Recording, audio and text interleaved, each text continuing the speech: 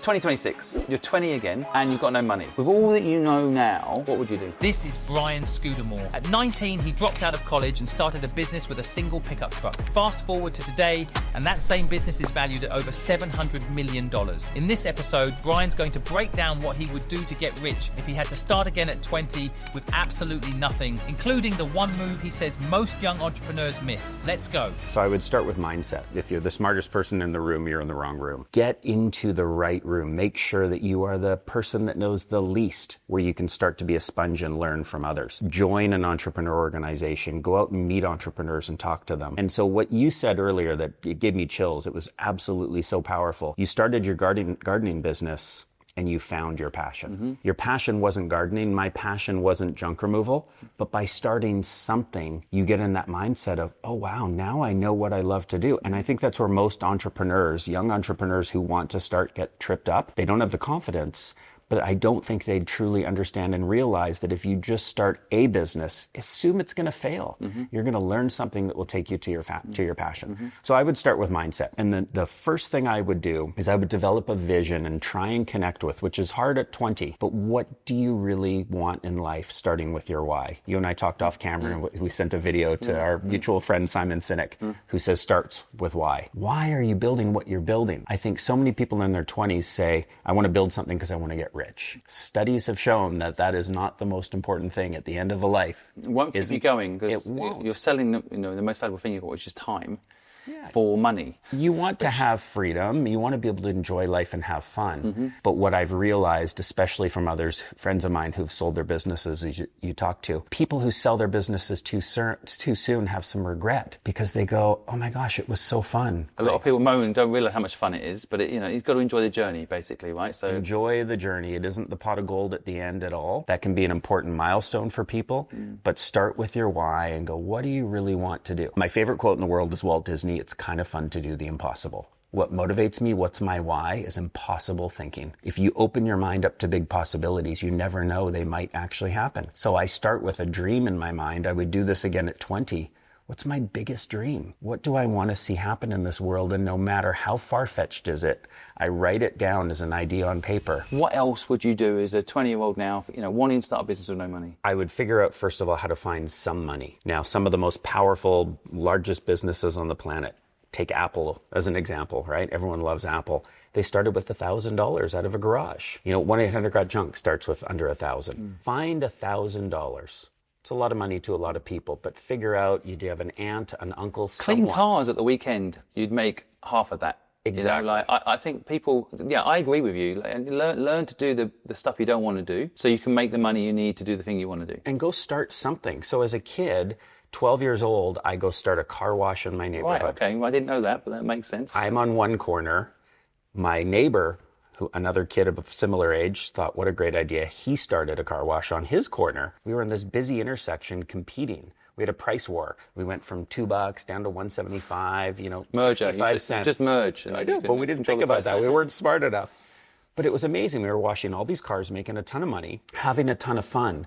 But again, starting something with no money helped to teach me that, my passion is people. Finding people, having fun, building meaning, making money. I discovered that when I was 12. So my advice is find something. And someone goes, how can I find an idea? You know what you can do? You can put into ChatGPT, talk to it for 5 minutes on a voice dictation and say, my name is so-and-so. Here are the things I've always loved to do in life. I love to play rugby. I've loved trading baseball cards. It doesn't matter what it is. Give it your ideas and say, please help me with 5 ideas of something I can look at starting today with no money. It will give you inspiration. It will give you things that you can get out and start today. How did you discover what you're good at? Because sometimes people don't know they're bad at something. That's the other thing. So I love marketing. I love branding.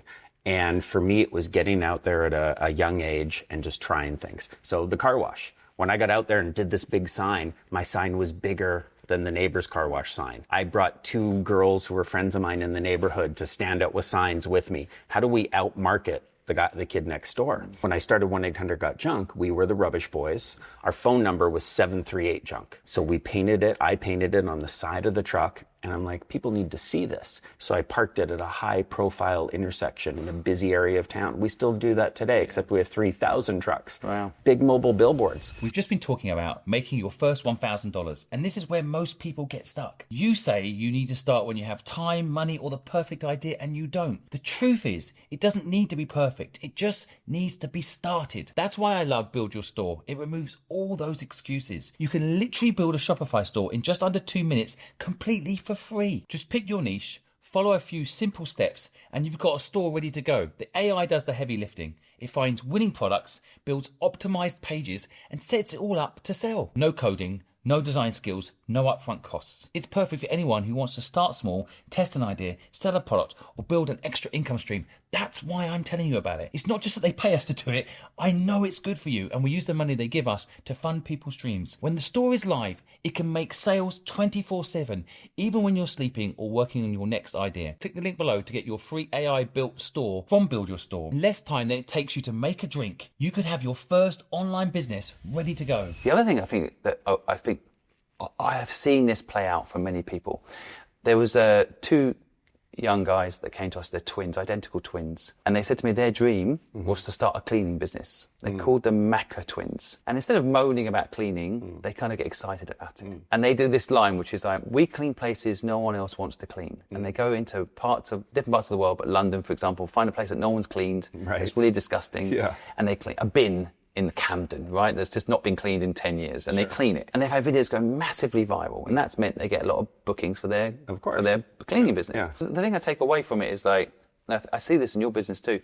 Your business does not sound sexy. You were 18 years old when you started it. You did it really just to make a bit of money to pay for university. Yeah. These unsexy businesses. I want people to realize unsexy businesses are really quite sexy. You can make them sexy, just like those twins. Yeah. They've got these viral videos. They're connecting with the world. You can make it sexy. Yeah. What's sexy about 1-800-GOT-JUNK is the marketing, the branding, the getting on Ellen and CNN and Wall Street Journal, New York Times. Or being enthusiastic about something that no one else is enthusiastic about. Again, if I was building a business in 2026, I'd look in those niches.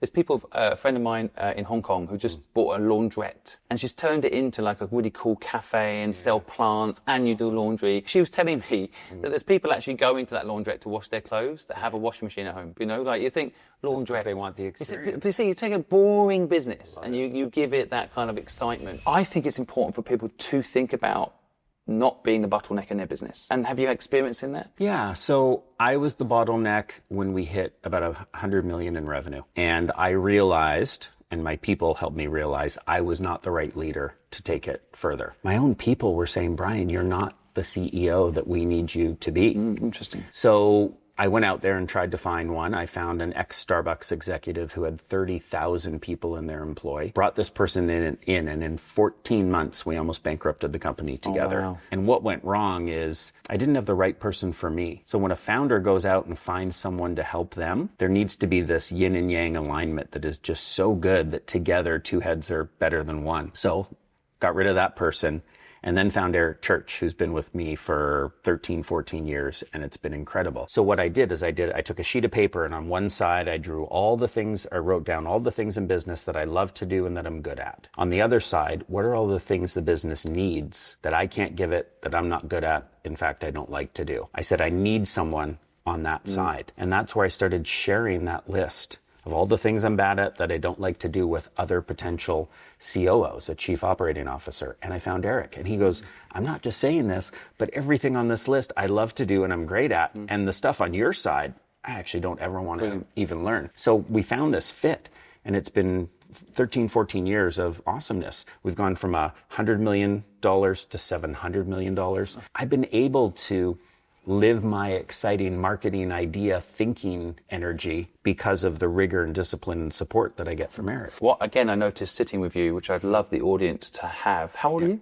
I'm 55. If you focus on the things you love to do and you get good at them, they give you energy. I see a lot of people that are tired at 55 because they've spent their whole life doing the things that don't give them energy. So you get excited about ideas. Right? So you get excited about seeing the idea get implemented in the world and the effect that it can have. Yeah. To some people, that would be draining. So I think people have to know what gives them energy and what takes them energy. And people don't spend enough time actually thinking about that. So when you know your why the business just like goes crazy. Like we've made more money than I could ever imagine, could ever need, could ever want.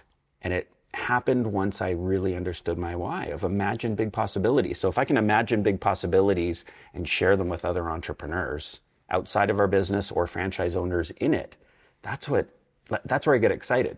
So if I think the thought to share with your audience from me, how do you understand what makes you enjoy the journey?